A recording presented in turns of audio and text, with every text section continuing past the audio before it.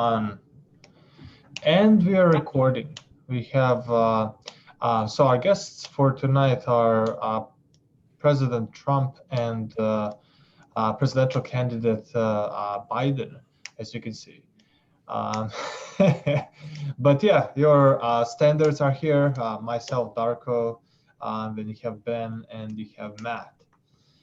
And welcome to another episode of Quarantiners, which is what we currently call ourselves. What's up, guys?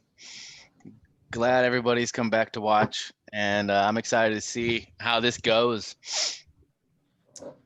Me too. They added a mute button, so we'll see how that runs. I'm gonna click live or click the unmute button, and let's listen into what Orange Guy is saying. Others that we're working on very closely with other countries, in particular Europe. Let me follow up with you, and because this is new information, you have said a vaccine is coming soon, within weeks now. Your own officials say it could take well into 2021 at the earliest for enough Americans to get vaccinated. And even then, they say the country will be wearing masks and distancing into 2022. Is your timeline realistic? No, I think my timeline is going to be more accurate. I don't know that they're counting on the military the way I do, but we have our generals lined up, one in particular, that's the head of logistics. And this is a very easy distribution for him. He's ready to go as soon as we have the vaccine. And we expect to have 100 million vials. As soon as we have the vaccine, he's ready to go. Vice President Biden, your reaction, and just 40% of Americans say they would definitely agree to take a coronavirus vaccine if it was approved by the government. What steps would you take to give Americans confidence in a vaccine if it were approved? Make sure it's totally transparent. Have the scientists of the world see it, know it, look at it. Go through all the processes. And by the way, this is the same fellow who told you this is going to end by Easter last time. This is the same fellow who told you that, don't worry, we're going to end this by the summer. We're about to go into a dark winter.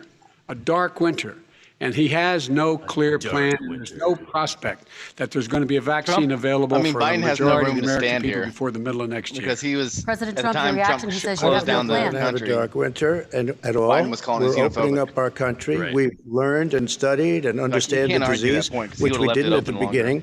When I closed and banned China from coming in heavily infected, and then ultimately Europe, but China was in January. Months later, he was saying I was xenophobic. I did it too soon. Now he's saying, oh, I should have, moved quicker. But he didn't move quicker. He was months behind me, many months behind me. And frankly, he ran the H1N1 swine flu, and it was a total disaster, far less lethal, but it was a total disaster. Had that had this kind of numbers, 700,000 people would be dead right now, but it was a far less lethal disease. Look, his own person who ran that for him, who, as you know, was his chief of staff, said it was catastrophic, it was horrible, we didn't know what we were doing. Now he comes up and he tells us how to do this. Also, everything that he said about the way every single move that he said we should make, that's what we've done. We've done all of it. But he was way behind us. Vice President Biden, your response. My response is he is xenophobic, but not because he shut down access from China. And he did it late after 40 countries had already done that.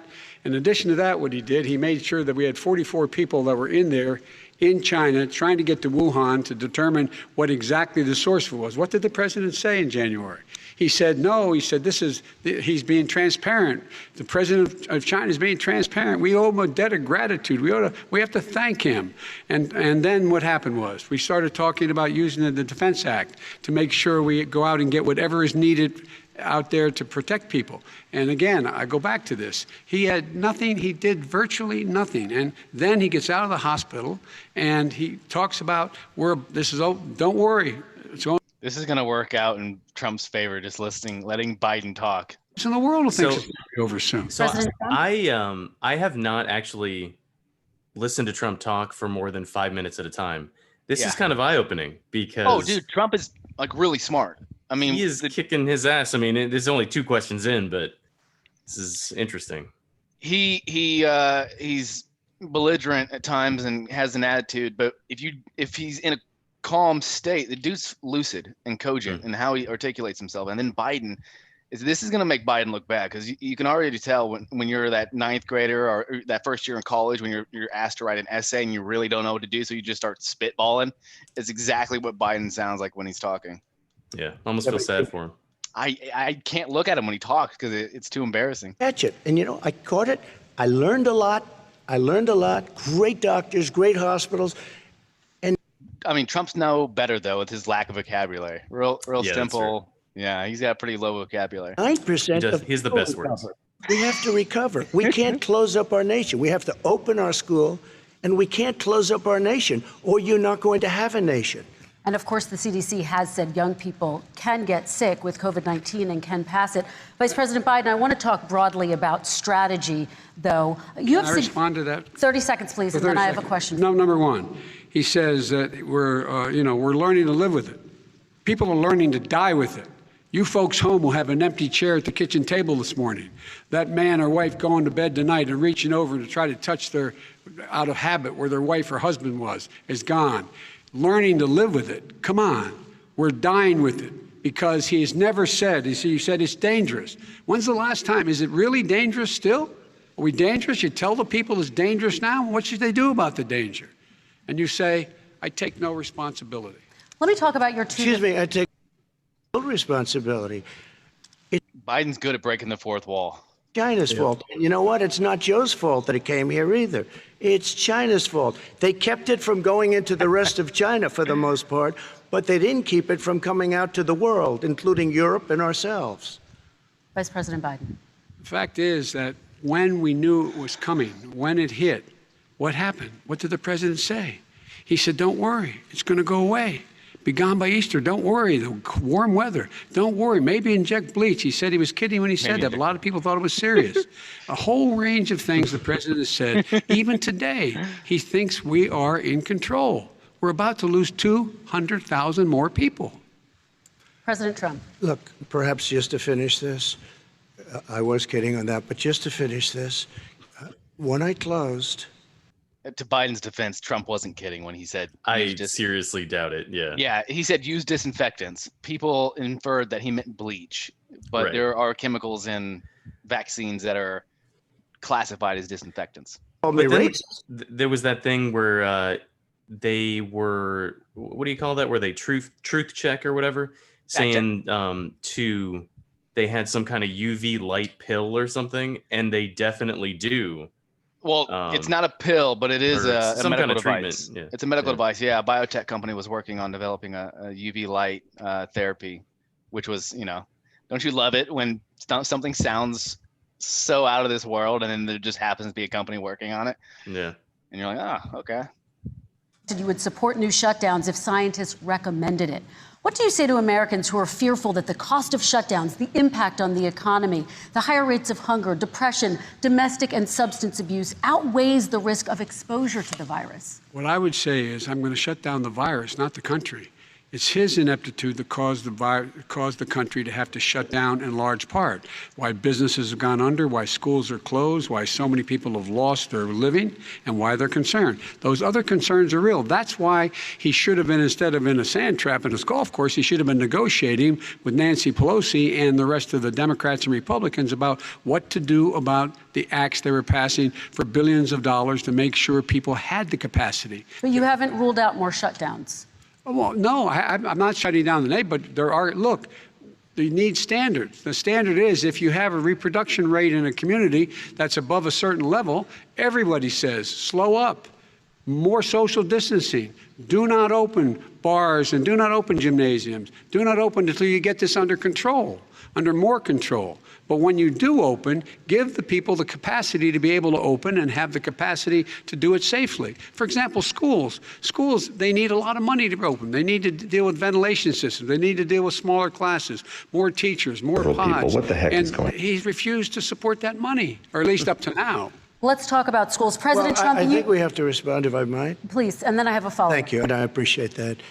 Look, all he does is talk about shutdowns, but forget about him. His Democrat governors, Cuomo in New York, you look at what's going on in California, you look at Pennsylvania, North Carolina, Democrats all, they're shut down so tight and they're dying. They're dying. And he supports all these people. All he talks about is shutdowns. No, we're not going to shut down, and we have to open our schools. And it's like, as an example, I have a young son. He also tested positive. By the time I spoke to the doctor the second time, he was fine. It just went away.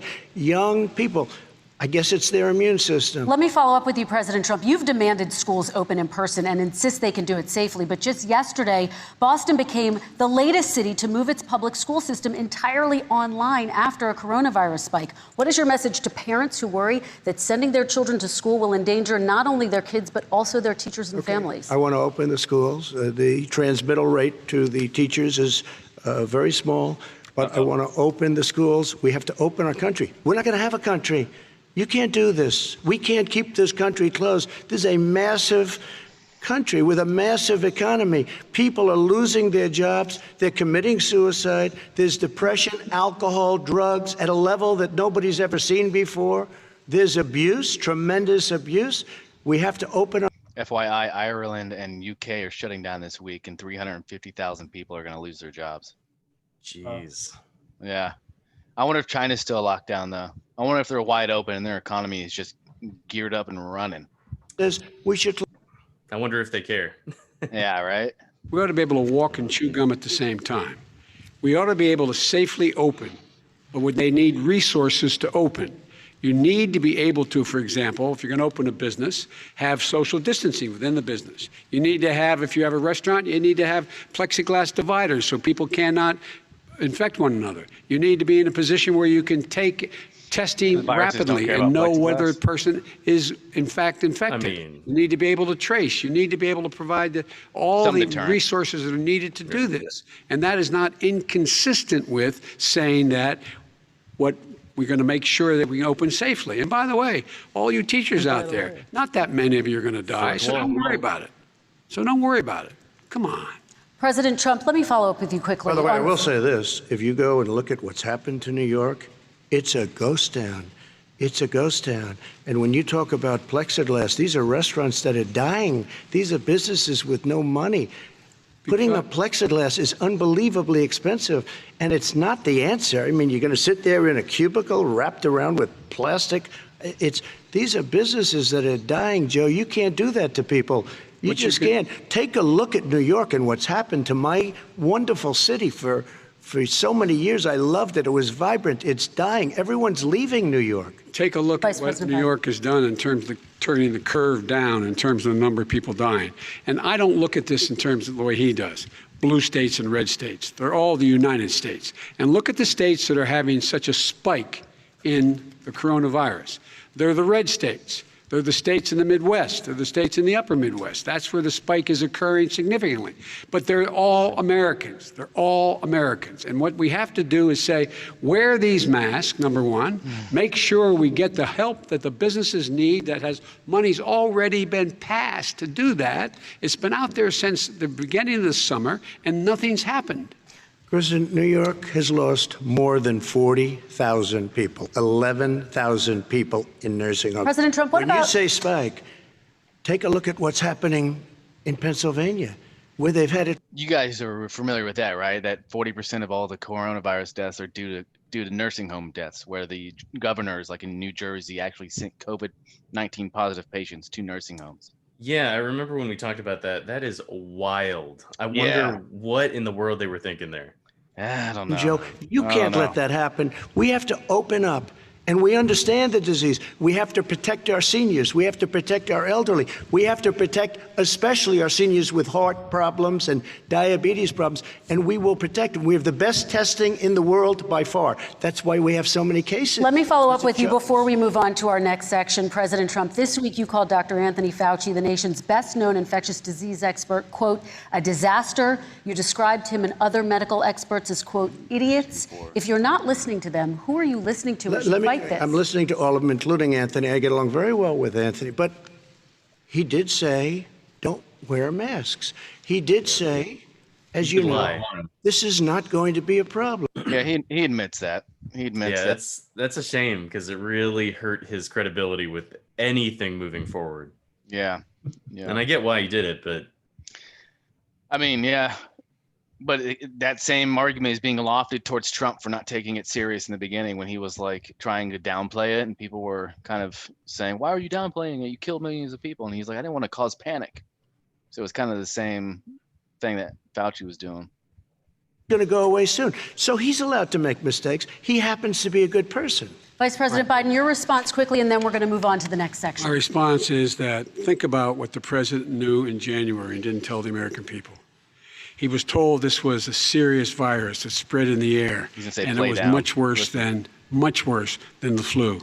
He went on record and said to one of your colleagues, recorded, that in fact he knew how dangerous it was, but he didn't want to tell us. He didn't want to tell us because he didn't want us to panic. He didn't want us. Americans don't panic. He panicked. But guess what? Everybody in the meantime, we paper found out in like the a New York day. Times the other day that, in fact, his folks went to Wall Street and said this is a really dangerous thing. And a memo out of that meeting, not from his administration, but from some of the brokers, said sell short because we got to get moving. It's a dangerous problem. Well, this is I'm going to give you 30 this is one I seconds to haven't- respond, and then we're The going Wall to Street move one, on. I don't know. Somebody went to Wall Street. You're the one that takes all the money from Wall Street. I don't take it. I haven't. You have raised a lot of money, tremendous amounts of money. And every time you raise money, deals are made, Joe. I could raise so much more money as president and as somebody that knows most of those people. Come on, I man. could call the heads of Wall Street, the heads of every company in America. I would blow away every record, but I don't want to do that because it puts me in a bad position. And then you bring up Wall Street. You shouldn't be bringing up Wall Street because you're the one that takes the money from Wall Street, not me. I could blow away your records that, like you wouldn't believe. We don't need money. We have plenty of money. In fact, we beat Hillary Clinton with a tiny fraction of the money that she was able to. All right, gentlemen, we're going to move Don't tell on. me about Wall Average Street. contribution, $43. All right, we're going to move on to our next section, which is national security. And I do want to start with the security of our elections and some breaking news from overnight. Just last night, top intelligence officials confirmed again that both Russia and Iran are working to influence this election. Iran? Both countries have obtained U.S. voter registration Maybe through information. Russia. So there's the conspiracy out on all of the countries that we really, really hate, like not South Korea, North Korea, Iran, Russia, all of them. They're all not a part of our Federal Reserve System. They're all on their own monetary policy. So the whole gang, I don't know what that means. I'll tell you here in a second. It interferes in American elections will pay a price. They will pay a price.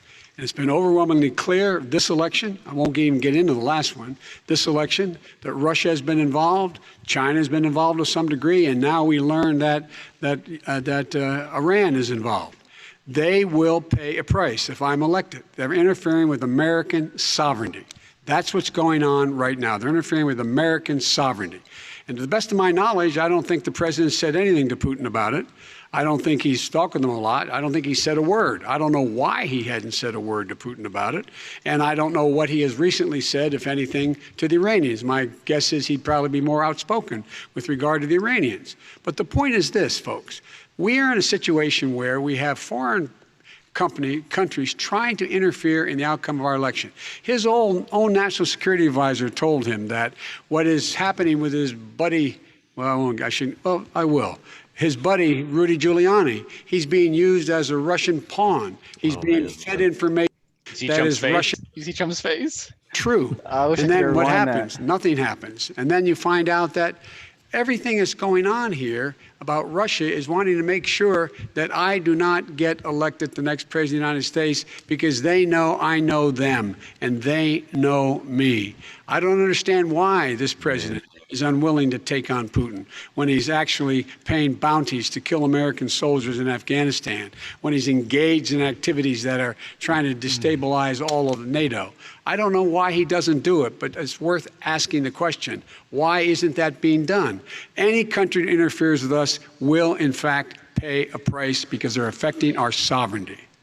President Trump, same question to you. Let me ask the question. You're going to have 2 minutes to respond. For 2 elections in a row now, there has been substantial interference from foreign adversaries. What would you do in your next term to put an end to this? 2 minutes, uninterrupted. Well, let me respond to the first part, as Joe answered. Joe got $3.5 million from Russia, and it came through Putin because he was very friendly with the former mayor of Moscow, and it was the mayor of Moscow's wife. And you got $3.5 million.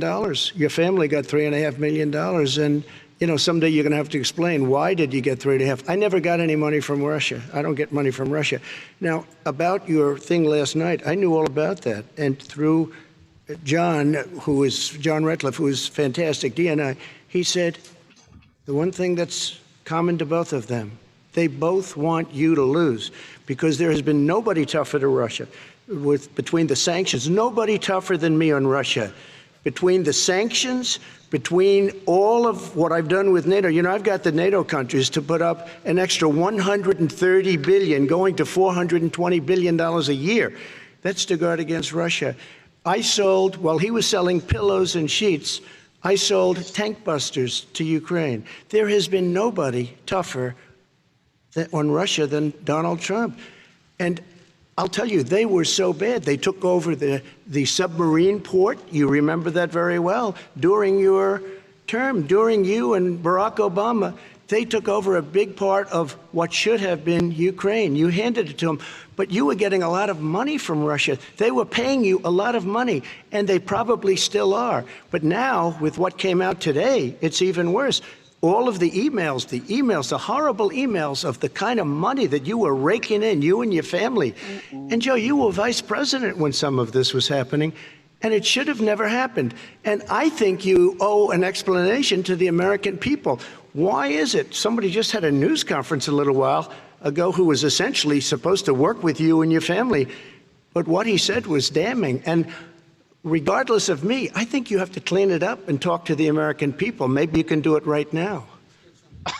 Vice President Biden, you may respond. I do want to follow up on the election security. I have not taken a penny from any foreign source ever in my life. We learned that this president paid 50 times the tax in China, has a secret bank account with China, does business in China, and in fact is talking about me taking money. I have not taken a single penny from any country whatsoever, ever. Number one. Number two, this is a president, I have released all of my tax returns, 22 years. Go look at them. 22 years of my tax return. You have not released a single solitary year of your tax return. What are you hiding? Why are you unwilling? The foreign countries are paying you a lot. Russia's paying you a lot. China's paying you a lot. And your hotels and all your businesses all around the country, all around the world. If Trump was to come out and say, look, I'm broke, that's why I don't want to share my taxes, do you think that would hurt him or help him? Oh my God, I do not know. You think the greater U.S. would be like, you know what? Hey, we're all broke too, bro. I think it depends on how he says it. If he says it in like a funny, mocking way, his people would probably just eat it up. Mm-hmm. I asked them a week ago, I said, what did I pay? They said, sir, you prepaid tens of millions of dollars. I prepaid my tax. Tens over the last number of years. Tens of millions of dollars. Can you do that? I prepaid. Yeah. So I think it was 10 years ago. He paid $38 million in taxes. That may be the dumbest business decision I've ever heard of in my life. Yeah. Trump pays Prepay taxes. I know, right? Well, there's a reason you can do it, because if you know you're going to be richer in the future, then you basically just ladder out the lowest. Like if you just bought, they say he's $400 million in debt, which is, it's not that uncommon for somebody who's a commercial real estate guy.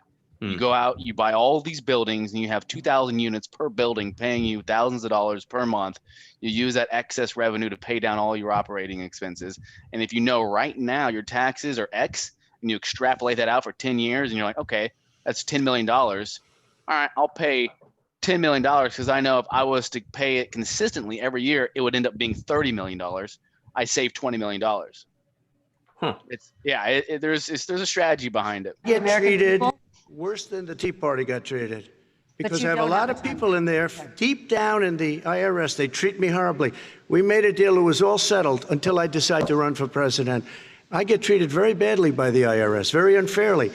But we had a deal all done. As soon as we're completed with the deal, I want to release it. But I have paid millions and millions of dollars, and it's worse than paying. I paid in advance. It's called prepaying your taxes. Okay. I paid in advance. I want to ask you both about potential foreign entanglements and questions. Hey, I can pause it. Check that out. Oh, all cool. Right. That doesn't really answer the question, though. Like, why didn't you release all these tax returns? Yeah, that does hurt him more than it helps him. And yeah. I think he has a responsibility. Like if you're not being paid by anybody, come out and say it. And if you're embarrassed, because here's the thing, the Forbes richest people list that he's always on, you have to reach out to Forbes and request to be on that list. You probably Right. have to pay to get on that list. I'm just assuming. Exactly. And you do it for notoriety. You do it because it makes you look more prestigious, and you can use that clout when you're doing business. And then the guys who Gotta are really, really rich, Get they that don't big care dick about it. energy. You got to have the big dick energy, man, because we know Trump is not probably real. He's not sporting. I'm guessing. Me too. The other thing that he said, that Biden said about like, I've never taken a penny from any foreign government, whatever. I don't know, man. Like, okay, and coming from me, who is not a conservative at all, that is a very questionable thing to say, considering all of the really shady stuff that's been going on with his son. Like, Wait, say that again. I missed that point. Basically, he said, like, I've never taken any penny from a foreign government ever. And that might be true, but you've definitely done favors for foreign governments. I mean, from what it looks like, you see him speaking to the Council on Foreign Relations, where he talked about not giving Ukraine billions of dollars until they fire the investigator who was investigating him. He bragged to the Council of Foreign Relations, which many people consider the Illuminati. He bragged to them that he wouldn't give them the money to do so. Yeah. So there's some obvious weirdness going there. What do you say, Darko? Can you use DuckDuckGo instead of Google as a browser? DuckDuckGo. Yeah, DuckDuckGo. Yeah, just because I don't want you to be. I don't want them to bombard you with ad stuff. You'll see different results. That's what I'm going. I get what you're saying. Yeah. Yep. You'll see different results when you're searching. Ben gets this shit anyway, man. Yeah, I feel like they're targeting you with certain stuff. Like they're targeting all of us. You can't see this, but I will share my entire screen so I can show you how many different browsers I have, because I have all of them. I have right here. So yeah, Google is terrible with that stuff. So I use DuckDuckGo for many things. DuckDuckGo, Yandex is another one. Yeah. Yeah. So I have Opera. Oops, I don't know if you guys can see that or not. It doesn't matter. I have every type of browser you can think. Google. There's one called SeaMonkey, Internet Explorer. Yeah, I use them all and I interchange them all. Yeah. But if you can use you don't need to use the browser. You can use the, I guess, yes, the, just instead of Google. I would recommend doing that. Let's say that. Yeah, I use because Google I want them to see. I want to see what they, what kind of results they. I just trust them more. I trust that they're less biased. I like the way you think. Because there are no ads. There are no ads on there. Yeah, and Yandex is good too. Yandex is a Russian Google. So if you want things that have been blocked in our country, you go to Yandex and you'll find actual stories here that you wouldn't, like Breitbart rises straight up to the top. You type in the same thing into Google, you get CNN, Economics Time, Newsweek, because they prioritize all the big mainstream media because they're sharing.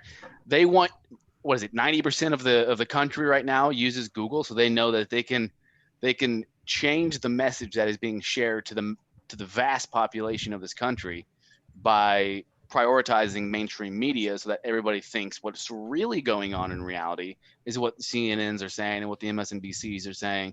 But in all actuality, it's not that. And there's very few people like us who are probably exploring independent news sources and DuckDuckGo and Yandex and stuff.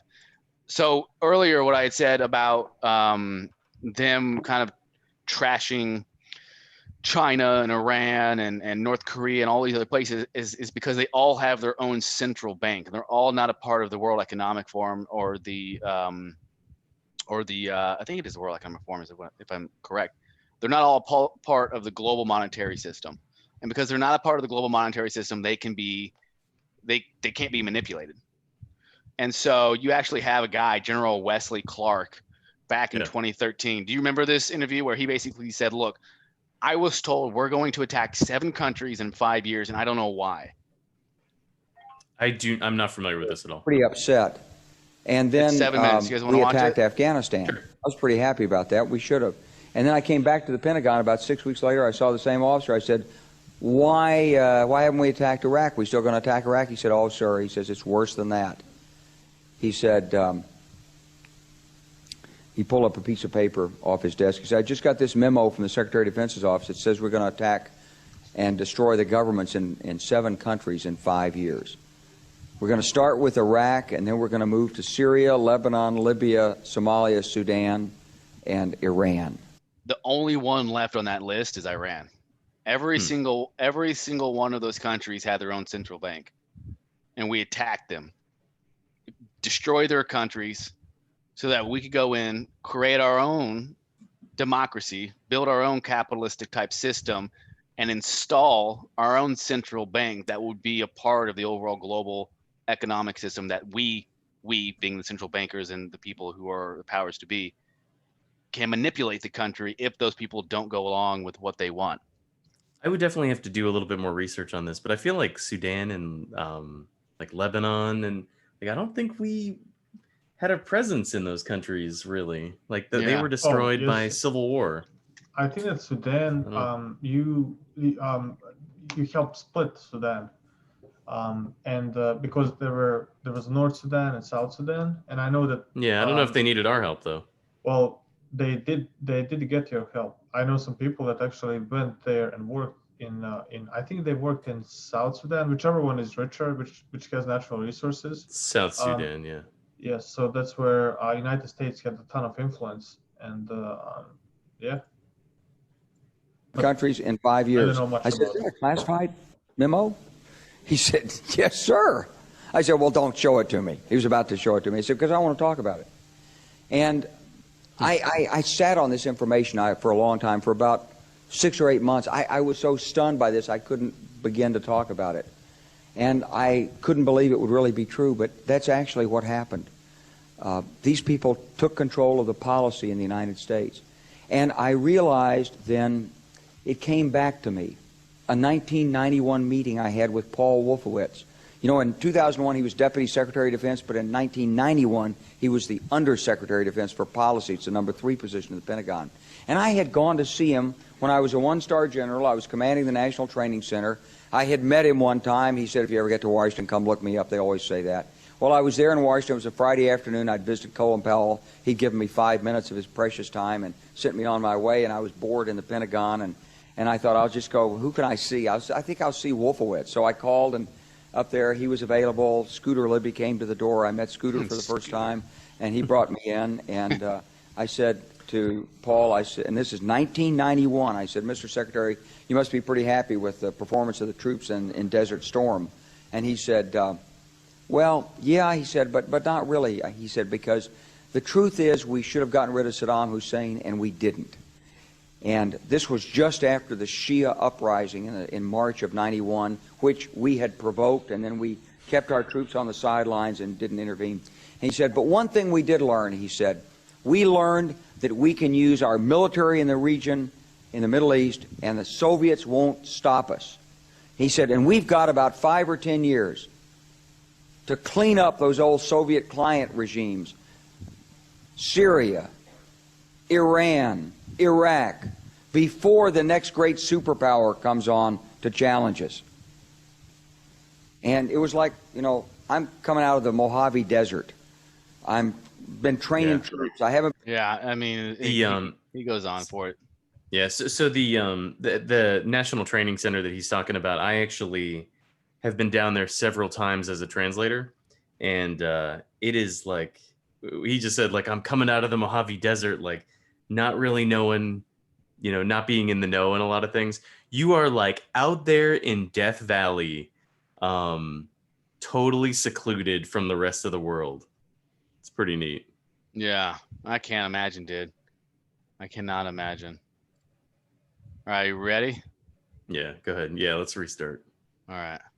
That have been raised to give you both a chance Some to point talk about about this more broadly. Respond very quickly, and then I'll get to my question. Why did he's been saying this for 4 years? Show us. Just show us. Stop playing around. You've been saying for 4 years you're going to reduce your taxes. Nobody knows it, Mr. President. What they do know is you're not paying your taxes, or you're paying taxes that are so low. When last time he said what he paid, he said, I only pay that little because I'm smart. I know how to game the system. Come on. It's true. Come on. Yeah, Fly opened up a I agree, but that makes it even worse. Like the system is so fucked up, it needs to be raised and started over. 100%, man. I mean, I started up my own business only to report a loss so I could reduce my taxable income. So, I mean, if you know what you're doing, you don't have to pay as much. It might save you a couple $1,000s. It might actually get you money back. And if I'm a billionaire, I'm going to hire the smartest accountant that's out there. I mean, you know how all those big companies like Twitter and LinkedIn and all those companies, none of them have profits. And there was actually one year Amazon where too. one of those companies had profit, and the CFO got fired, or someone in the county got fired because you're not supposed to have any profit, and that hurts their taxes, right? Because it's insane because they use all that money, all of that's supposed to be profit, to buy, and build an infrastructure for the future, right? Mm-hmm. So they're working years in advance, and they're they make sure that all that money is spent, so that they can tax it, right? And but yeah, I mean, I'm sure that there are companies that also have the Cayman Island type of thing going, where they have an IPO, that's somewhere. I mean, gosh, IP somewhere in the Cayman Islands, but they're purchasing that IP, and that's how they get rid of the taxes. Anyway. No, I think you're right, man. I think you're right, and I heard it said once that taxes are it's a penalty for being stupid. Really, is what it is. It's like if you're smart, you work hard enough, and you have your own business, then you can figure out how to not pay as many taxes, and they do that to benefit people who are willing to kind of work a little bit harder to figure out how to game the system. But for the people who don't have the time, who are working 3 jobs, who are dumb, who came from a family who doesn't have the means, you don't have the luxury of that. It would be nice if you just paid a flat tax and we could all just be done with it. Yeah. And I want to get to 2 questions to both of you Sure. on this. I was put through a phony witch hunt for 3 years. Where's Biden looking? He's looking to the heavens for strength. Do you guys believe? Do you think he went through the witch hunt rightfully so or unrightfully so? I think probably rightfully so. I think these guys should be under a fucking microscope.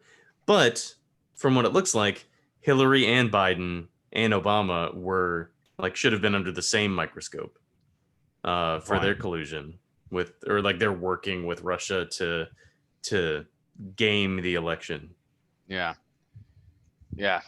Solid point. Years. It started before I even got elected. They spied on my campaign. No president should ever have to go through what I went through. Let me just say this. Mueller and 18 angry Democrats and FBI agents all over the place spent $48 million. They went through everything I had, including my tax returns, and they found absolutely no collusion and nothing wrong. 48 million. I guarantee you, if I spent 1 million on you, Joe, I could find plenty wrong, because the kind of things that you've done and the kind of monies that your family has taken. I mean, your brother made money in Iraq, millions of dollars. Your other brother made a fortune, and it's all through you, Joe. And they say you get some of it, and you do live very well. Right, you have houses all over the place. How would you feel? Oh, you were saying mute button to Trump. But how would you feel, though? Let's assume Biden is innocent. All right. And then Trump is saying this. We've all been alive long enough to know that people who are lying look down, look away, Yeah. And then the people who are confident and honest are looking at you straight in the face with their eyes and like, hey, dude, we know what's going on. I feel like I've seen people lie to me in my face. Yeah, I feel like, especially with politicians, like they'll lie to your face. But I think Biden is kind of trapped here because he can't, even if he denies it, he looks guilty. Really? And you laugh, you can laugh about it all day, buddy. But these accusations, even if they're super unfounded, that's what Trump is so good at. Like, nothing Biden can say is going to fix this. You don't think there's any way for Biden to address it? Because I was talking to the wife about this, or my wife and my father about this, where I was like, if Biden was just to come out and say, look, Trump has for 4 weeks now been trying to say that I have received money from the Russian government, or my son has received benefits and my brother has received benefits. Let me discuss with you the actual reality of the situation. My brother is a contractor in Iraq, building businesses and building buildings in Iraq because of a friend of his who had a strong relationship with, like, if he was just to lay out some facts, I feel at least from my point of view, people would be like, okay, all right. Yeah. And then it would just kind of brush it away. But the fact that he doesn't ever address it still leaves. That would be bad, dude. You're think building buildings in Iraq after you leveled the Iraq. I mean, that's what we do anyway. I mean, wasn't that what's his nuts did? The guy who was the right hand man of Bush. Yeah, Cheney. Oh, Cheney. That's what Cheney did. Yeah. Yeah, a no bid contract to his own company. What was that company again? I can't remember. Halliburton. Halliburton. Yeah. Halliburton. Good memory, Dark. Yeah, dude. Yeah. Very well. All right, gentlemen. And also, I'm very curious to see what he says here. I have a theory too, and I just want to put this out here to you guys. I have a theory that if one person eye is much larger than the other eye, that person is somebody who lies frequently. I can't think of the word. Something liar. A serial liar. Serial liar. There's another word, but yeah. But Biden. Compulsive. Compulsive liar. So if you look at Biden's eyes, his right eye is much slower, or is much like squintier than his left eye, and his left eye is and I have the theory behind it is that he's listening, but in the same time he's listening, he's building this counter argument on how he can defeat the other person's. I'm sorry. No, it is ridiculous, but dude. it's hilarious. But I actually. Maybe I'll go into this in another podcast. Let me just ask some behind questions the about all foundation of to this that broadly. theory. Vice President Biden, there have been questions about the work your son has done in China and for a Ukrainian energy company when you were vice president. In retrospect, was anything about those relationships inappropriate or unethical? Nothing was unethical. Here's what the deal. With regard to Ukraine, we had this whole question about whether or not, because he was on the board, I later learned of a Burisma, a company, that somehow I had done something wrong. Yet every single solitary person, when he was going through his impeachment, testifying under oath who worked for him, said, I did my job impeccably. I carried out U.S. policy. Not one single solitary thing was out of line. Not a single thing, number one. Number two, the guy who got in trouble in Ukraine was this guy trying to bribe the Ukrainian government to say something negative about me, which they would not do and did not do because it never, ever, ever happened. My son has not made money in terms of this thing about, what are you talking about, China. I have not had, the only guy made money from China is this guy. He's the only one. Nobody else has made money from China. President Trump, let me ask my question to you. Could I just one thing? Very quickly. His son didn't have a job for a long time, was sadly no longer in the military service. I won't get into that. And he didn't have a job. As soon as he became vice president, Burisma, not the best reputation in the world. I hear they paid him $183,000 a month. Listen to this. 183, and they gave him a $3 million upfront payment. All right. And he had no energy. I'm going to let the vice president respond to that quickly, and then I need to get to a dishonest. question to you. Very quickly. No basis for that. Everybody investigated that. No one said anything he did was wrong in Ukraine. Okay, President Trump, this is for you. Since you took office, you've never divested from your business. You've personally promoted your properties abroad. A report this week, which was referenced, does indicate that your company has a bank account in China. So how can voters know that you don't have any foreign conflicts of interest? I have many bank accounts, and they're all listed, and they're all over the place. I mean, I was a businessman doing business. The bank account you're referring to, which is everybody knows about it, it's listed. The bank account was in 2013. That's what it was. It was opened it was closed in 2015, I believe. And then I decided, because I was thinking about doing a deal in China, like millions of other people. I was thinking about it, and I decided I'm not going to do it. Didn't like it. I decided not to do it. Had an account open, and I closed it. Okay.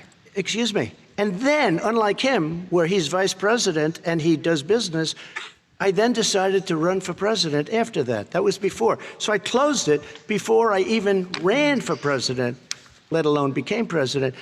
Big difference. He is the vice president of the United States, and his son, his brother, and his other brother are getting rich. They're like a vacuum cleaner. They're sucking up money every President Trump, place he thank you. We goes. do need to move on. I do want to ask you, Vice President Biden, about China. Let's talk about China more broadly. There have, of course, President Trump has said that they should pay for not being fully transparent in regards to the coronavirus. If you were president, would you make China pay? And please be specific. What would that look like? What I'd make China do is play by the international rules, not like he has done.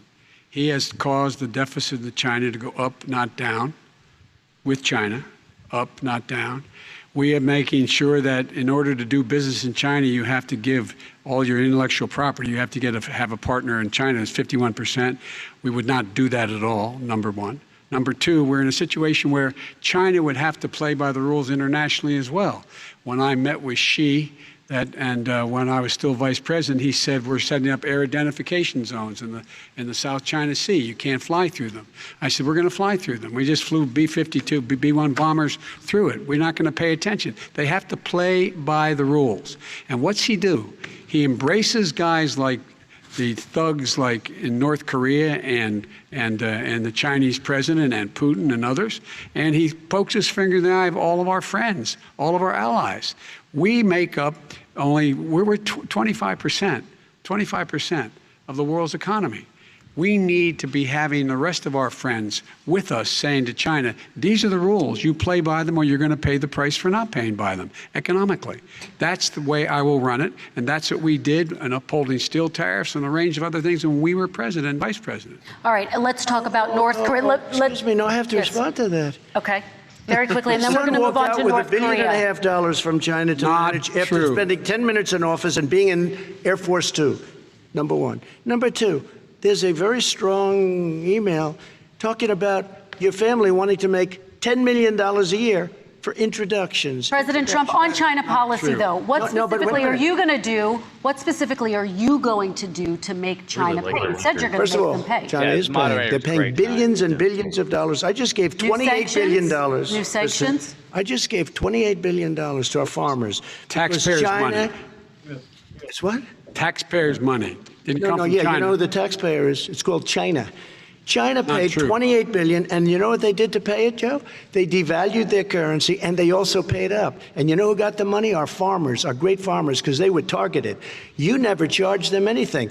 Also, I charged them 25% on dumped steel because they were killing our steel industry. We were not going to have a steel industry. Okay. And now we have a steel industry. Okay, Vice President Biden, your response, please. My response is, look, this isn't about, there's a reason why he's bringing up all this malarkey. There's a reason for it. He doesn't want to talk about the substantive issues. It's not about his family and my family. It's about your family. And your family's hurting badly. If you're making less than, if you're a middle-class family, you're getting hurt badly right now. You're sitting at the kitchen table this morning deciding, well, we can't get new tires, they're ball because we have to wait another month or so. Or are we going to be able to pay the mortgage? Who's going to tell her she can't go back to community college? I'm running on expired tags right now. The middle-class families like I grew up in Scranton and Claymont. They're in trouble. We should be talking about your families, but that's the last thing he wants to talk about. I want to talk about North Korea. Excuse me, I do want to turn to please. 10 seconds, Mr. President. That's 10 a seconds. typical political statement. Let's get off this China thing, and then he looks, the family, around the table, everything. Just a typical politician when I see that. Let's talk about North Korea. I'm not a typical now. politician. Okay, that's why I got elected. Let's get off the subject of China. Let's talk sitting around the table. All right. Come on, Joe, you can do better. We're going to talk about North Korea now. President Trump, you've met with North Korean leader Kim Jong-un 3 times. You've talked about your beautiful letters with him. You've touted the fact that there hasn't been a war or a long-range missile test. And yet North Korea recently rolled out its biggest ever intercontinental ballistic missile and continues to develop its nuclear arsenal. Do you see that as a betrayal of the relationship you forged? Just 30 seconds here because we need to get on to the next. So when I met with Barack Obama. We sat in the White House right at the beginning, had a great conversation. It was supposed to be 15 minutes, and it was. Do you guys remember what her question was? I do not. And here's my point. It was something about meeting, like having a good relationship with Kim Jong-un. Yeah, Exactly. But my point is, I bet the vast majority of the country, about halfway through that question, just squirrel. And I bet if Trump would have just said no, and then that's it, I bet most people would be like, okay, seems good enough. I just want to what's interesting? What's that, Darko? I just wanted to point out that Biden, he talks like I talk when I had like a whole Chipotle burrito. I don't know how I feel. So I do like to think like he seems like he's being very genuine. I do think he's probably a pretty decent guy. I don't think he's a giant shithead as far as politicians go. Trump or Biden? Biden. Okay. But to talk talking about this North Korea thing, they kind of have to, like, as a dictator, particularly a non-nuclear powered dictator, like, you have to flex as much as you can because the U.S. has a pretty shitty track record of, promising like, okay, we will not overthrow you, Kim Jong-un, as long as you play by the rules. And then when we feel like we're powerful enough, we're going to go ahead and overthrow you. Like, just look at Libya.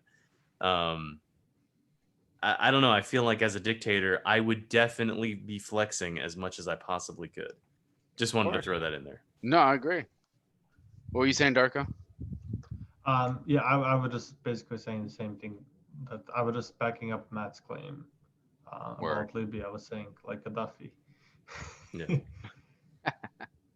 All right, here we go. Ready? It was well over an hour. He said the biggest problem we have with is North Korea. He indicated we will be in a war with North Korea. Guess what? It would be a nuclear war, and he does have plenty of nuclear capability. In the meantime, I have a very good relationship with him. Different kind of a guy, but he probably thinks the same thing about me. We have a different kind of a relationship. We have a very good relationship, and there's no war. And about 2 months ago, he broke into a certain area. They said, oh, there's going to be trouble. I said, no, they're not, because he's not going to do that. And I was right. Look, instead of being in a war where millions of people, Seoul, is 25 miles away, millions and millions, 32 million people in Seoul, millions of people would be dead right now. President we Trump, don't have that's a war, 30 and seconds. I have a good Thank relationship. You. Kudos to him for not getting us into another war. Yeah. Vice President. So I have a lot of friends who are stationed at Osan, which is like an hour and a half south of Seoul. And they were basically told, so I have a married couple that are both in this same job that's kind of quasi special forces. And they were basically told that if war breaks out with Korea, you have to decide who dies first. Because what does that mean?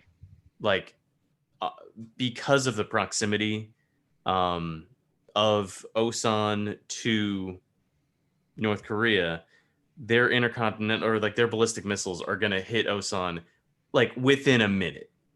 Like once, and there's not going to be any kind of recourse within that amount of time to prevent it from happening.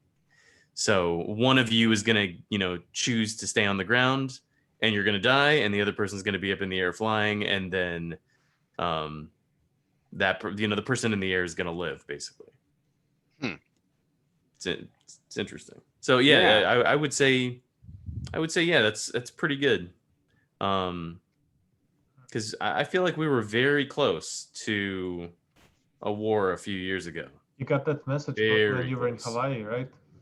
Yeah. Yeah.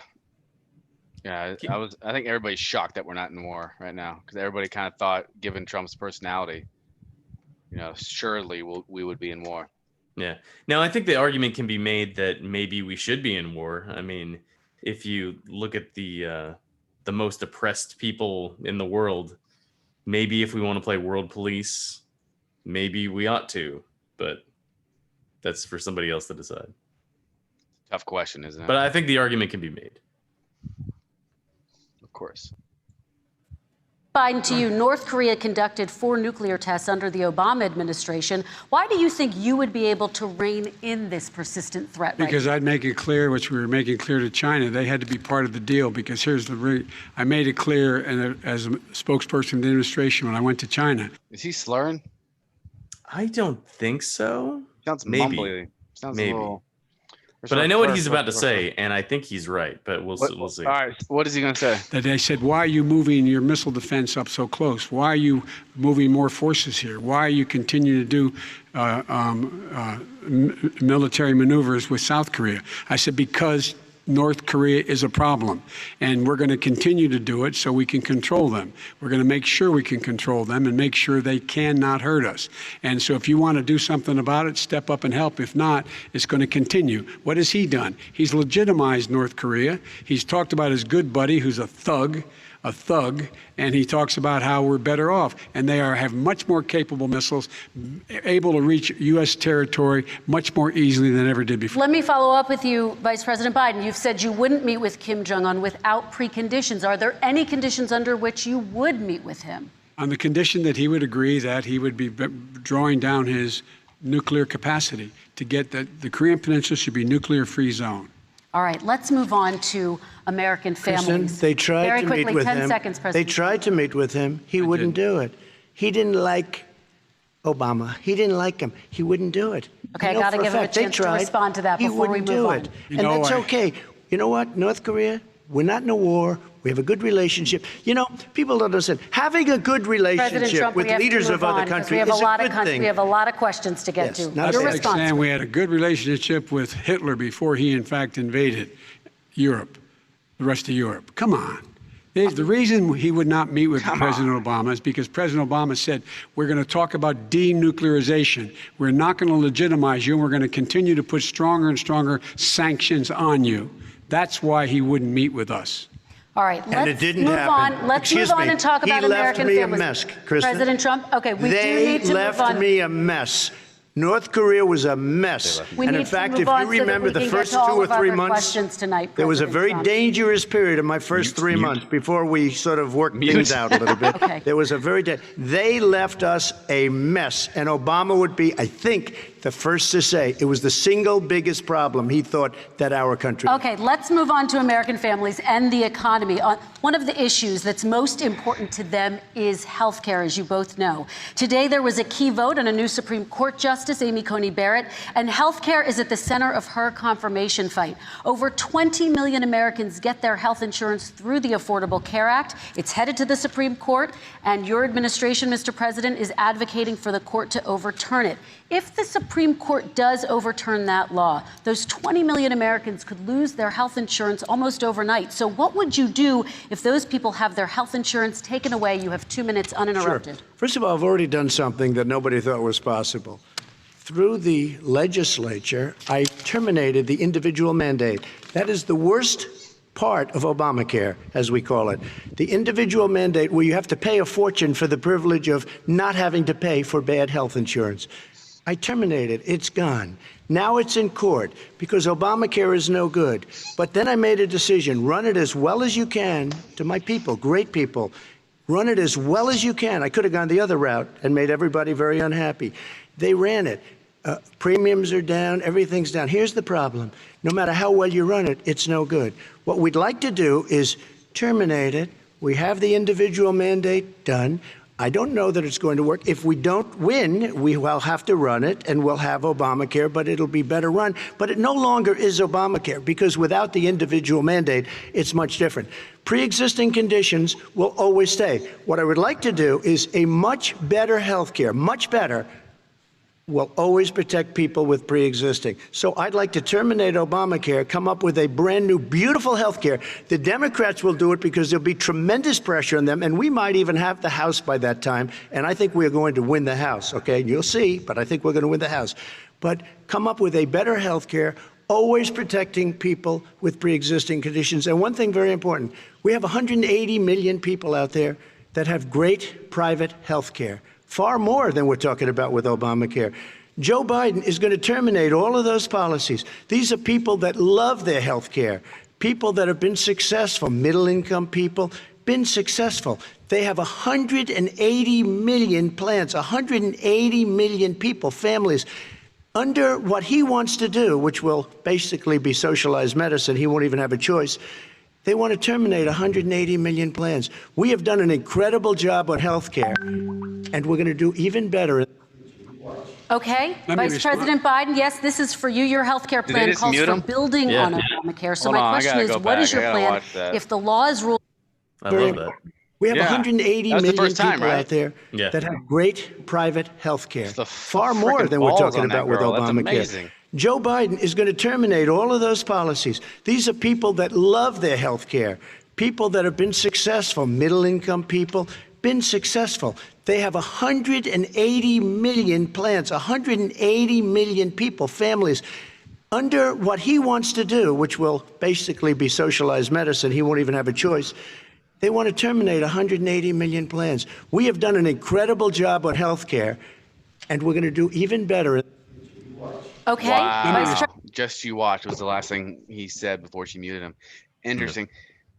One thing I've realized about healthcare is, dude, you do want a capitalistic type system of healthcare. If you go to Mexico right now, Mexico is way more capitalistic than the United States is. Way more. You can't go on the I mean, we have to purchase permits in this country to exercise obvious free rights. If I want to go sell something anywhere, I Right. have The to. fucking lemonade stand thing that comes Dude, up. Yeah. that is it destroys the entrepreneurial spirit in kids, because you have to go and you have to do all these things in Mexico. Yeah, go do it. You go to any stoplight you go to in Mexico, there's some dude selling charms or necklaces or something, cell phones, and he's literally in the median just selling you crap, and you could buy it. You know, If you don't want it, you don't say it. But the thing about the healthcare is everything's cheaper. you know what's Everything, dude. different?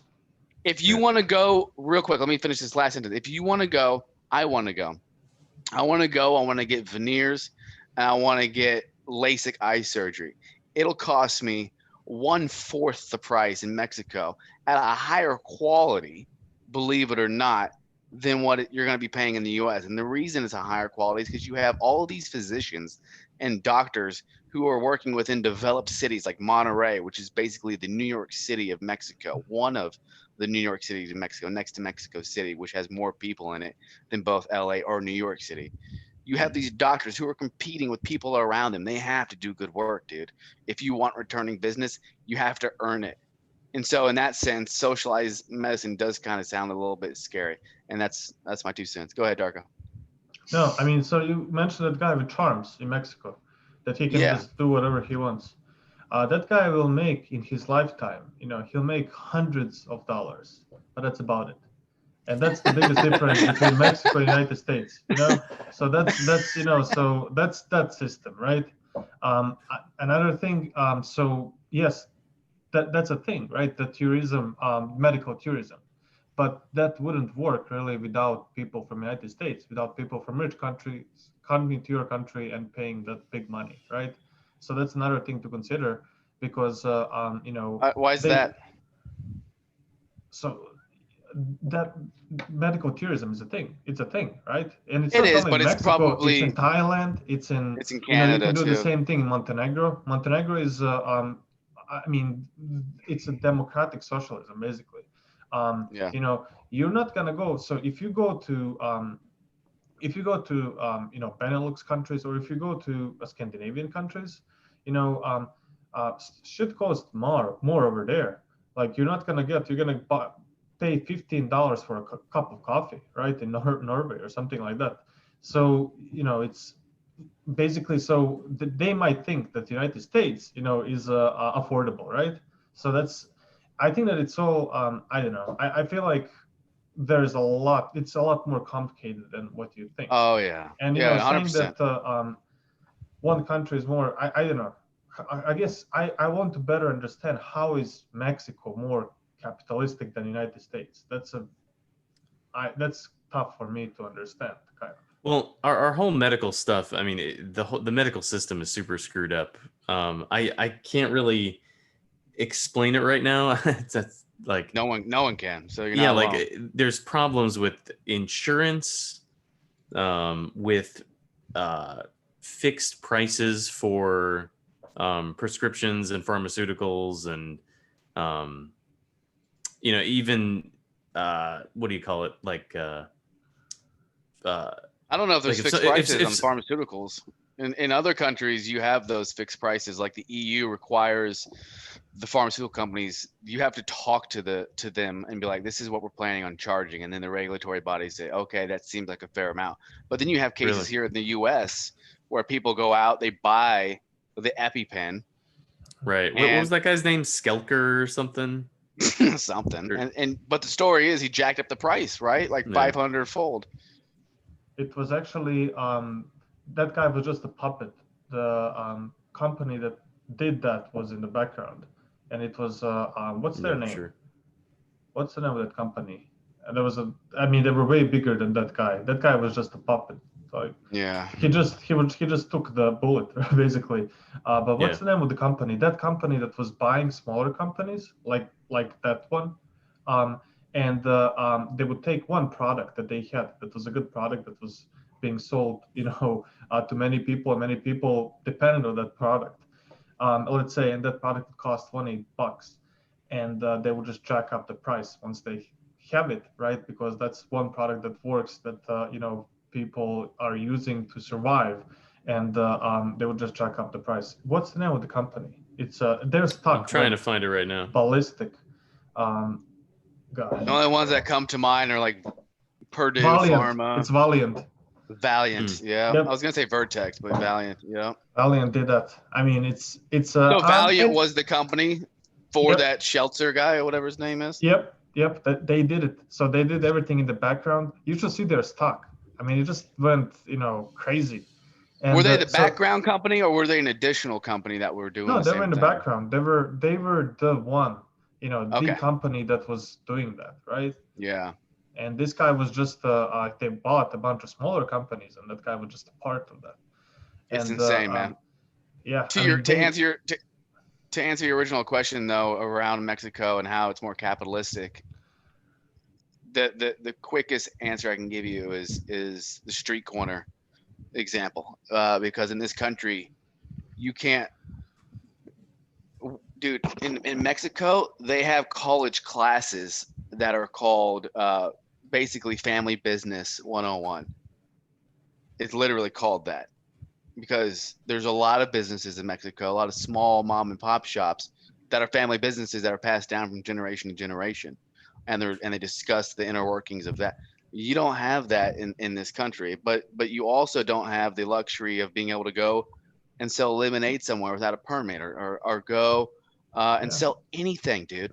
If I wanted to, if I knew it was gonna be, it's regulated. If you drink lemonade from a kid, and if you get poisoning and stuff like that, like you can easily sue that kid here, right? I mean, you could sue them either way, but the kid's never regulated. I don't know a single lemonade stand that's ever been regulated. What if you get a really bad poisoning and you die, or someone in your family dies because of that, right? Yeah. That's the thing that in Montenegro. That's the counter argument. You can do in Mexico that type of shit, and you have all those stands. I know a bunch of people that went from my company to Puebla, which we have an office in Puebla. They came back with a tapeworm. That's not going to happen in the United States. And that type of shit. Yeah. Sorry. Wifey's calling you. So was the tapeworm due to medical reasons, or was it just like they ate? No, they ate something? freaking tacos off the street that weren't regulated as much as they regulate the United States, and they got. So that's one thing about Mexico and about Montenegro. You can go in Montenegro, bro. They don't like some of the places. That's why you have to be careful where you eat, especially when you go in Italy, anywhere over there, because they don't have money that the United States has to freaking regulate stuff. In Italy, like you need to, I would, like, if I go to Italy, I will be to the McDonald's, like I wouldn't be so, unless I know that the place is amazing and you can like read some Yelp reviews, I wouldn't just wander off, right? because they'll rip you off and they can do it. In the United States, you can't do that because, there's a legal system that stands behind you. Try suing someone in Montenegro. I can tell you that much. It's gonna take 5 years for you to appear in court or something like that. Really? It's crazy. Yeah, that's how it works.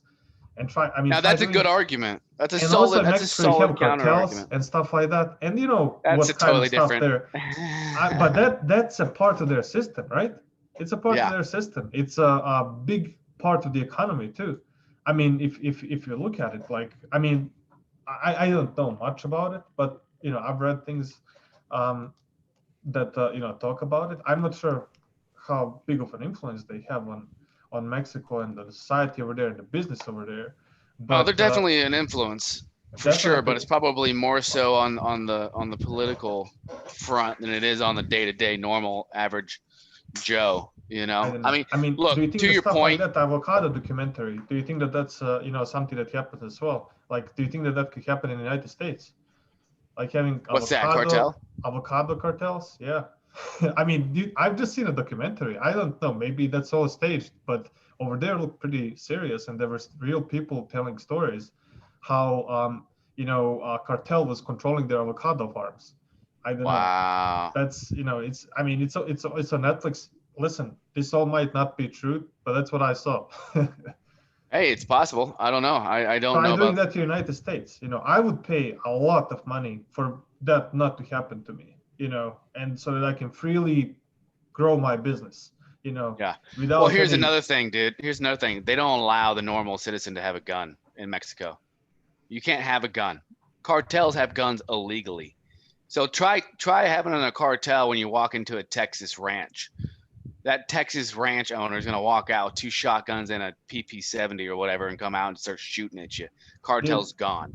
And if you have the more guns you have, the safer it is, in my opinion, because more people are going to have way more respect. But if only one group of people have guns, they become the cartel. Bro, you can have as many guns as you want, but if a cartel goes after you, if you have 10 people with guns against you Matt, you would know better about this. If it's one you against 10 people that have a bunch of guns, it's not going to be the same, right? It's still like unless you're John Wick, you're super fucked. Yeah, you're more fucked if you don't have a gun. I mean, definitely. Yes. But yeah, if I'm a cartel guy and I want to rape your wife and steal your farm, and you have no gun to protect yourself, I have nothing that's going to keep me from doing that because I fear you zero. There's no fear of you in me. But if you have 10 brothers and cousins who all have shotguns, Mac 90s, and AR-15s, I'm gonna think twice before I walk over there because I could die. So having those guns definitely evened the playing field a little bit. It doesn't even it enough. I mean, you can still shoot from a very far distance, and you can freaking unload, I don't know, however much you want on their house. In Albania, Albania is a great example. They did this stuff in Albania. There were a bunch of people. So there was this one road where there were all these buildings that were built illegally, and they wanted to make a highway. And there were all these guys that were super rich with guns and stuff, families, and they wanted to protect their house. So this is what Albanians did. They took one huge bulldozer and painted it black. And there were guys with M16s, like with a bulldozer, and a bunch of guys, like a bunch of bulldozers. And they were just going there and freaking shooting and stuff. Like that's how it was. So, you freaking bring an army, like, and that's what cartel is. Like, you can have a gun, and I'm sure that you can possess a gun illegally in Mexico as well, right? I'm sure that some of those guys do have guns. What are you going to do? Like, are you going to be able to protect yourself against 10 guys who have guns, right? I'll have a better chance. Shoot one of them. You might shoot 2 of them.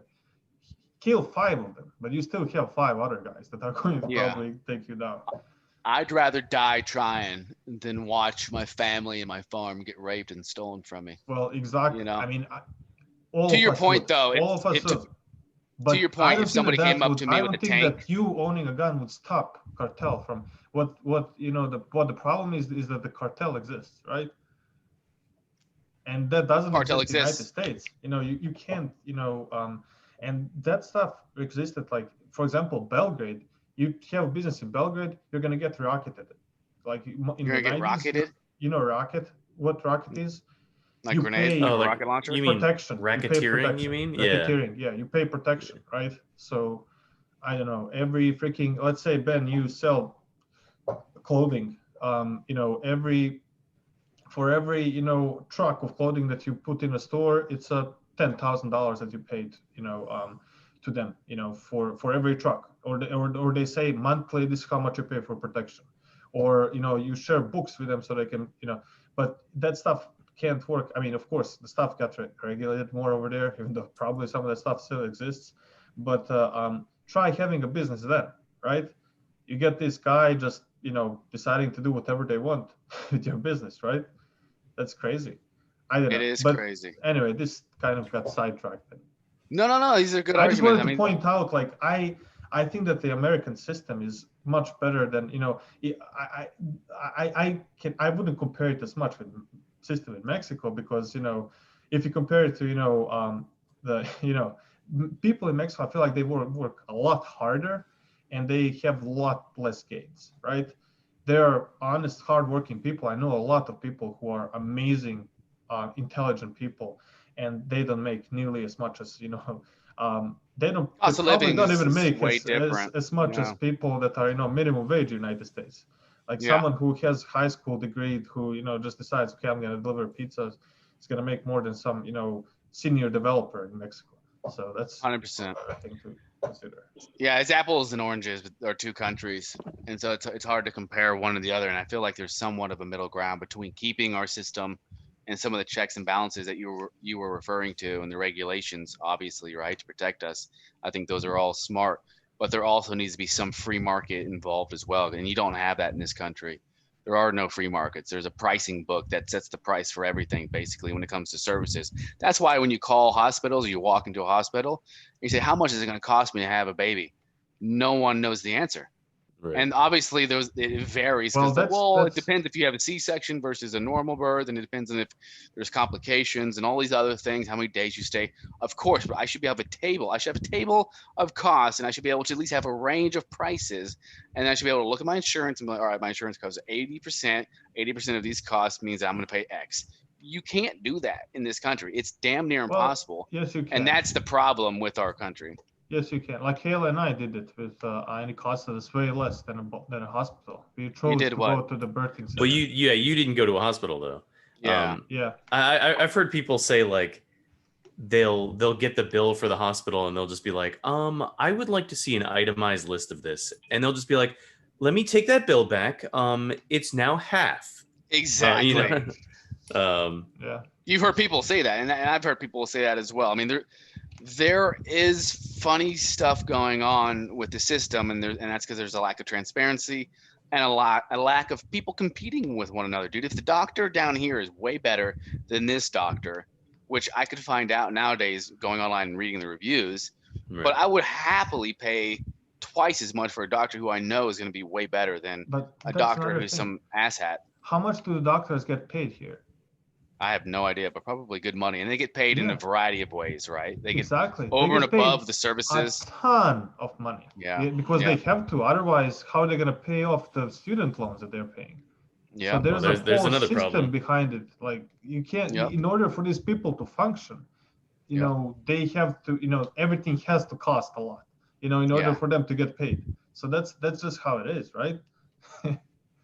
But you know what? There are things where we can cut costs, because you have people that manage these systems that are billionaires. So there are people that get paid millions of dollars just to manage some of these systems. So there are ways to cut costs. But you know what? That's I don't know much about it. I'm sure there are ways to cut costs. I don't either, dude. I don't either. I do know a lot of people struggle with healthcare. They say that the system's broken. I don't know specifically where it's broken, but I do know there is some lack of transparency and obvious complications that come with anything, right? Why is a Band-Aid costing me $20, right? Yeah. It should cost me 35 cents, because if the box costs $2 and there's 50 Band-Aids, then it's a half a penny per Band-Aid. But somehow, there's just a whole bunch of weirdness that goes into it, and that if you had those open markets like that, you'd be able to have a little bit more competition. But you make a solid point as well with the regulations and stuff. But let's watch Biden implode. Just to close that, and sorry, Go for it. So that's another thing. So the only reason why I'm mentioning all of this is how much are those hospitals regulated actually? You said what you said is that they have to keep the high level of service in order to get this business back. But how true is that? Like that's another. There's regulatory bodies in Mexico. You also hear horror stories, from people that went to have plastic surgeries and stuff in Mexico. So that's you have that here too, though. You have people who, look at the lady who played Gray, Dr. Gray.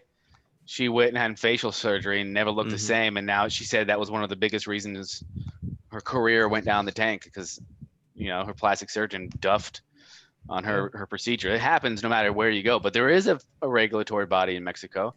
There's one in Brazil too. There's one in Montenegro as well. Yeah, Try exactly. going to the dentist over there. Is it hard?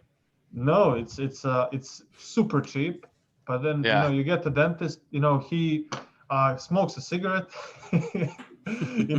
He doesn't wear a mask, which is that's the funniest thing. He doesn't wear a mask, and all the stuff is going in his face. And he goes. So he gets. He's and this is I'm just talking from personal experience.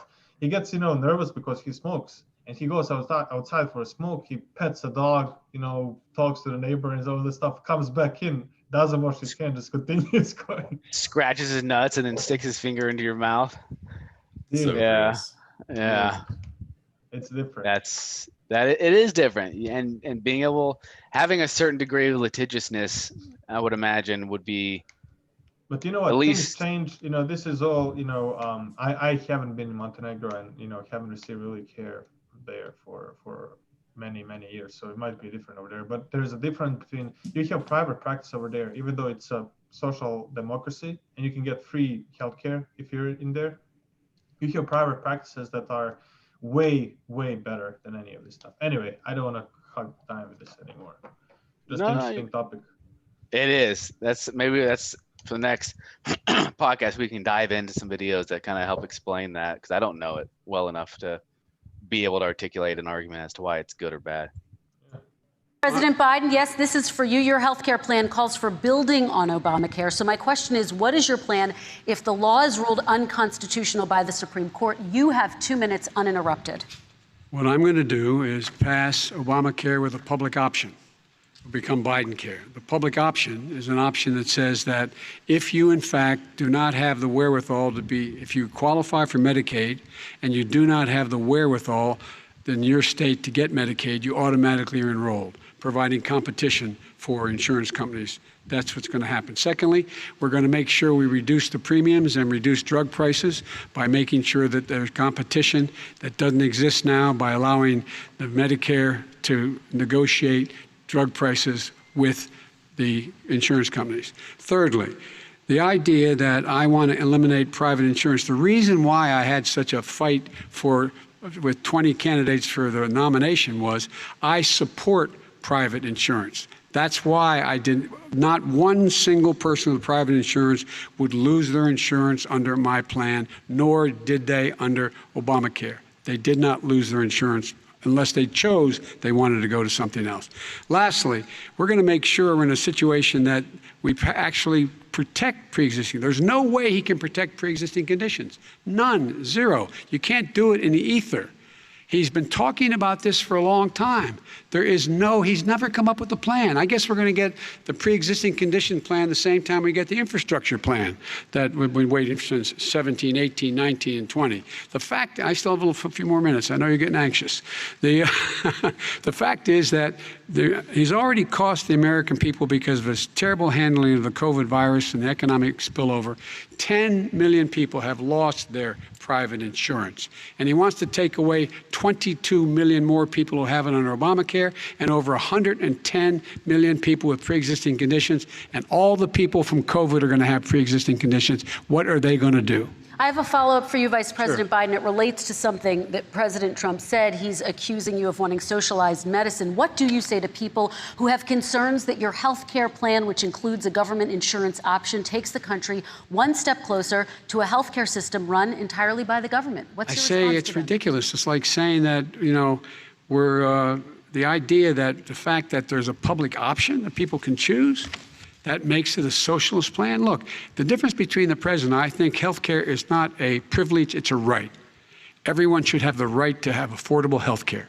And I am very proud of my plan. It's gotten endorsed by all the major labor unions, as well as a whole range of other people who, in fact, are concerned in the medical field. This is something that's going to save people's lives, and this is going to give some people an opportunity to have health care for their children. How many of you home are worried and rolling around in bed tonight wondering what in God's name you're going to do if you get sick? Because you've lost your home insurance, your health insurance, your company's gone under. We have to provide health insurance for people at an affordable rate, and that's what I do. President Trump, Excuse me, he was your there response. for 47 years. He didn't do it. He was now there as vice president for 8 years, and it's not like it was 25 years ago. It was 3 3/4. It was just a little while ago, right? Less than 4 years ago. He didn't do anything. He didn't do it. He wants socialized medicine, and it's not that he wants it. His vice president, she is more liberal than Bernie Sanders and wants it even more. Bernie Sanders wants it.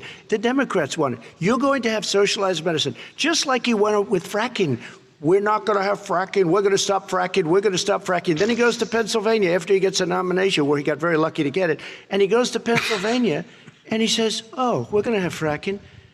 And you never asked that question. And by the way, so far, I respect very much the way you're handling this, I have to say. By the way. But somebody should ask the question. You can ask he goes for a year. There will be We no have fracking. we have a number of topics we're No, going but to get that's a to. big- that's a big and question. We're going to get to. We're going to get to. It's a the number same of thing with topics. socialized I have to medicine. respond. Vice President, your response, please. My response is people deserve to have affordable health care, period. Period, period, period. And the Biden care proposal will, in fact, provide for that affordable health care, lower premiums. What we're going to do is going to cost some money. It's going to cost over $750 billion over 10 years to do it. And they're going to have lower premiums. You can buy into the better plans, the cheaper plans, lower your premiums, deal with unexpected billing, and have your drug prices drop significantly. He keeps talking about it. He hasn't done a thing for anybody on health care. Not a thing. Kristen, when Very he quickly, says, then I want to talk when about he what's says happening on public Capitol option, Hill. he's talking about socialized medicine and health care. When he talks about a public option, he's talking about destroying your Medicare, totally destroyed, and destroying your Social Security. And this whole country will come down. You know, Bernie Sanders tried it in his state. He tried it in his state. His governor was a very liberal governor. They want to make it work. Okay, Let's let Vice President Biden respond. It doesn't Vice work. President He's Biden, a very your confused response. guy. He thinks he's running against somebody else. He's running against Joe Biden. I beat all those other people because I disagreed with them. Joe Biden he's running against. And the idea that we're in a situation that they're going to destroy Medicare, this is the guy that the actuary at Medicare said, if in fact, at Social Security, if in fact he continues to withhold his plan to withhold the tax on Social Security will be bankrupt by 2023 with no way to make up for it. This is the guy who's tried to cut Medicare. So the idea that Donald Trump is lecturing me on Social Security and Medicare, come on. He tried to get rid of. He tried to hurt. That was actually good. Kudos there to Biden. That made him actually look strong in that case. Social Security years ago. Go back and look at the records. He tried to hurt Social Security years ago. All right, let's move on. I'm going to move on. Mr. President, I have to move on to the next question. They say or the else stock we're not market going to have will time to talk boom about it. if I'm elected.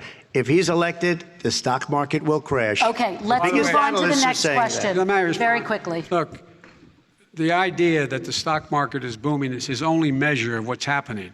Where I come from in Scranton and Claymont, the people don't live off of the stock market. Just in the last three years during this crisis, the billionaires in this country made, according to the Wall Street, $700 billion more. $700 billion more, because that's his only measure. What happens to the ordinary people out there?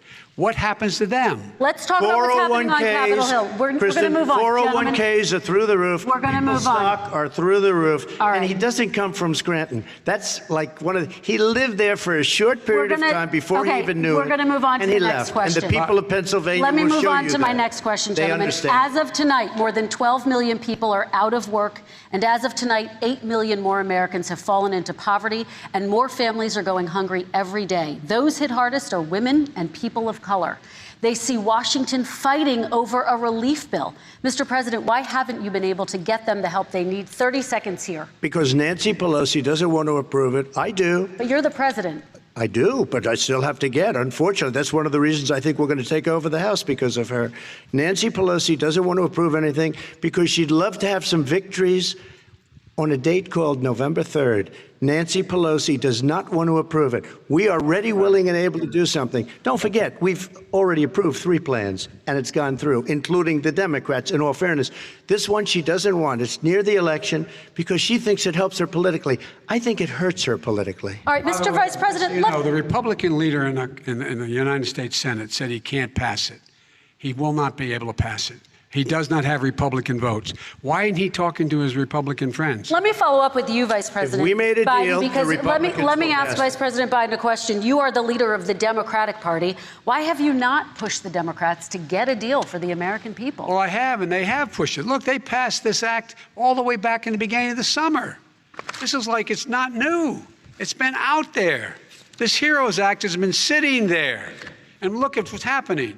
When I was in charge of the Recovery Act with $800 billion, I was able to get $145 billion to local communities that have to balance their budgets and states that have to balance their budgets, so then have to fire firefighters, teachers, first responders, law enforcement officers, so they could keep their cities and counties running. He will not support that. They have not done a thing for them. And Mitch McConnell said, let them go bankrupt.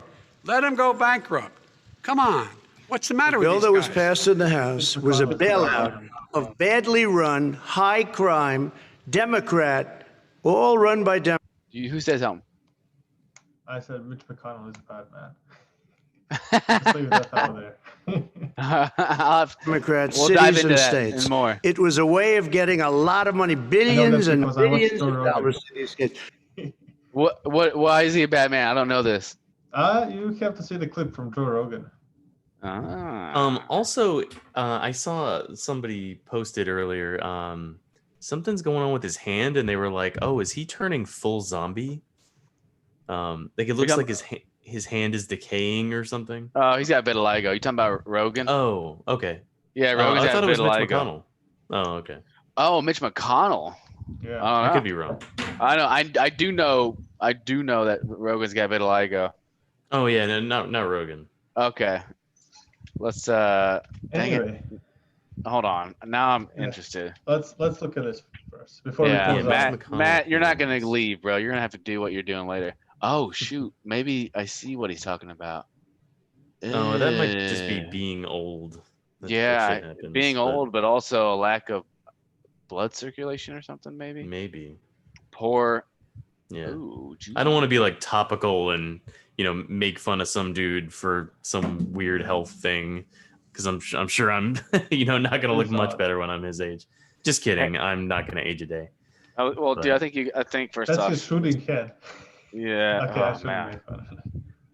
So, Take that back right now. Thank you. That's right. yeah, what does he That's have? how my hand feels like after you shoot 300, 400 shots in the gym, freeze. Yeah. Interesting. If you look at my my right pinky, it's way different than my left pinky because of that. I don't know. Show us. I don't believe you. All right, I'll show you. So look at this. Look at the difference. Oh, the thickness! Holy crap! It's like. Did you break one? No, it's a shooting hand. It's way different. Shooting. That's why Like- where the jokes, shooting hand jokes. Like this shooting hand? No, the No, basketball shooting shooting. hand. Oh, interesting. I mean, my right pinky is a little bit bigger than my left. Look at the size. Barely. Just look at the size of a nail. I don't know Look if you it can up. see it. Yeah. Hmm.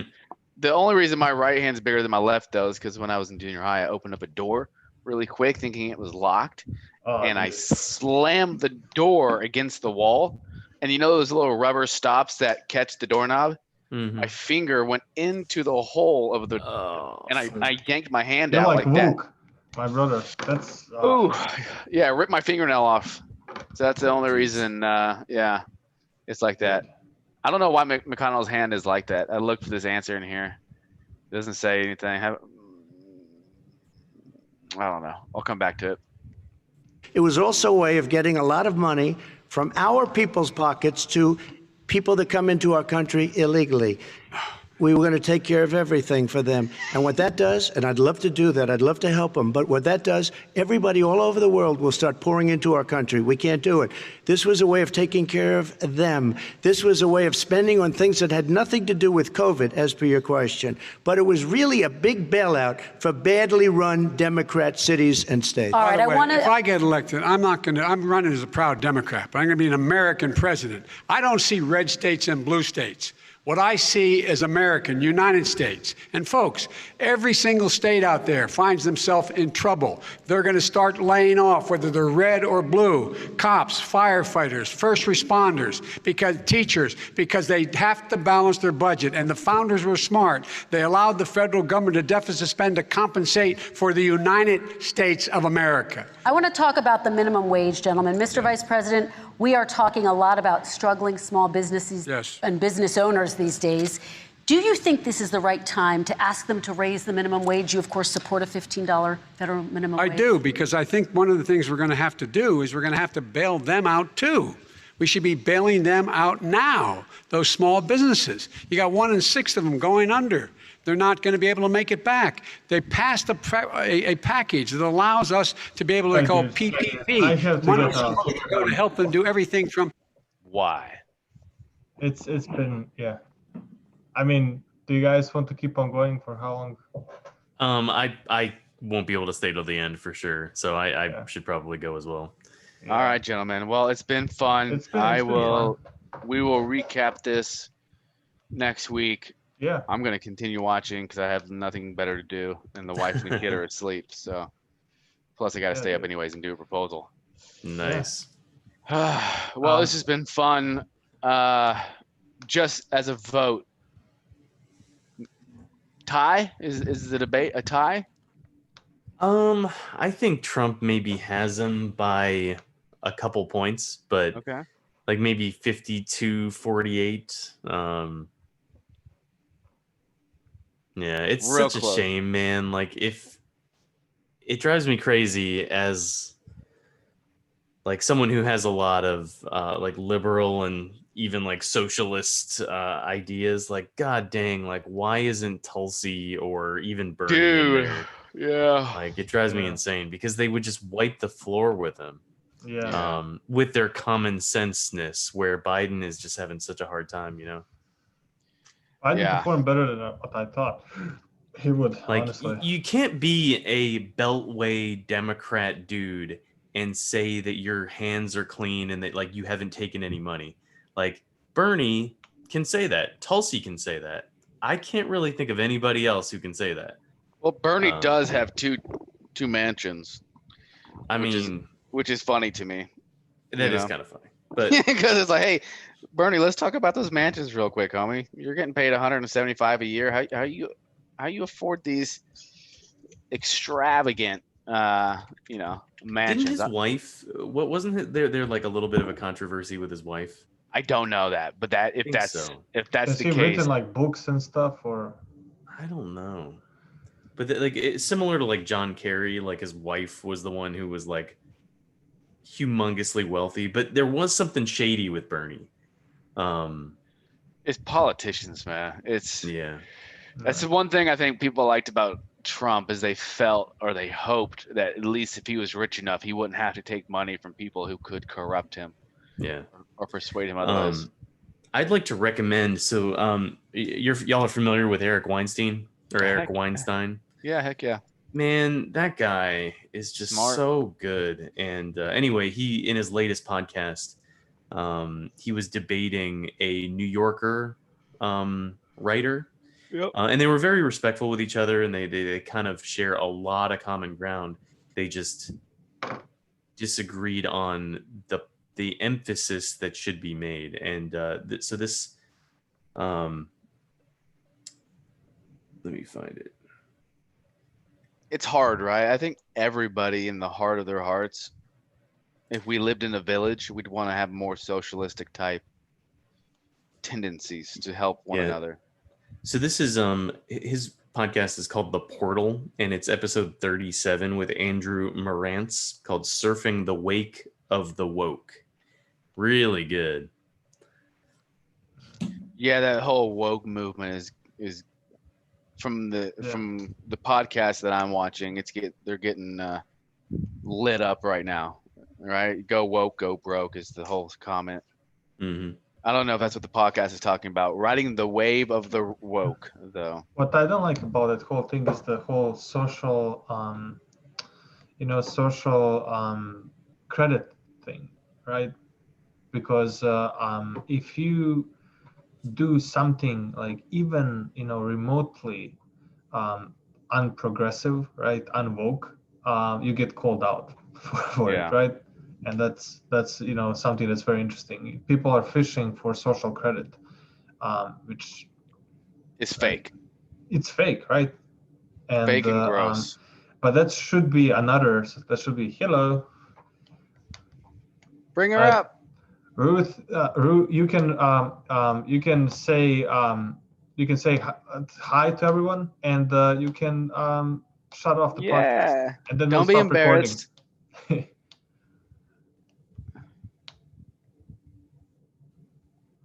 Say it again. Hi. Aw, Hey, Rue. How are you? Hi. aw. What are you? You having a good day? Are you having a good day? Mhm. Oh yeah. You can talk right into the microphone. Yeah, and look. Yeah, how I Aw. get close to it. Yeah. Ruth, Rue. tell us about your day. What do you enjoy the most about your day? Get. He said, "Tell us something about your day." Good. Good. You went to the park. Oh, I love the park. It's my favorite place ever. Who do you think's gonna win the presidential race? A guy named Trump or a guy named Biden Or Jorgensen. or Jorgensen? You got to pick one. Trump, Shout out Biden, to or Brian. Jorgensen. Sure she can. Oh, Yeah, well, Jorgensen. dude, wouldn't that be nuts? Yeah. I think the entire U.S. population would be like, whatever, all right, let's get back to normal. No one would care. They'd just be like, Yeah. glad it's not Biden and Trump. She's definitely got my vote, and I've heard so many people, and they 100% have an argument for like, don't vote for a third party. You're throwing your vote away. Okay, but I don't give a shit. Exactly. Yeah. And at the end of the day, it's not your vote that matters anyways. It's the electoral college. They're the ones that actually get those, end up picking. Exactly. I'm tying my super suit. Oh, I like it. All right, guys, I'm gonna stop recording, but we can stay online for a minute or two more. I want to discuss. Okay, sweet. Sounds Bye, great. guys. Say bye-bye, world. Bye Bye bye. Sweetest sound off ever. bye.